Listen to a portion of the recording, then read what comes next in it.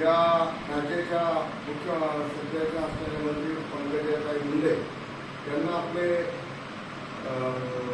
गोंदियाचे आमदार महोदयांनी निवेदन दिलं होतं की संतामुक्तीचं काही जी आर आहे त्याच्यामध्ये बदल झाला पाहिजे, त्याच्यामध्ये सुधारणा झाल्या पाहिजे.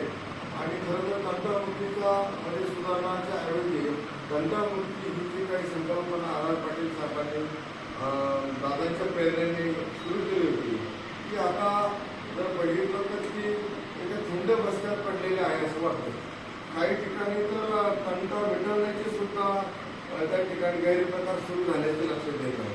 काही ठिकाणी चांगलं कामकाज चालू असल्याचं पण लक्षात येते. तर आपण आड्या जाणीमधून काम करूया. इथे तंटा राहणार नाही, असला तर मिटून जाईल. अक्षय तृतीयेच्या निमित्ताने तंटा झाला तर गोरगरिबाचे पैसे, गोरगरिबाचे कष्टाचे पैसे न्यायालयात जातात, वकिलाला जातात, पोलिसला जातात, अन्य ठिकाणी जातात, त्याचा वेळ जातो. जाऊ नये. आज आढळ जाणीमधून आपण परत एकदा तंटामुक्ती समिती अत्यंत चांगल्या पद्धतीने करावी.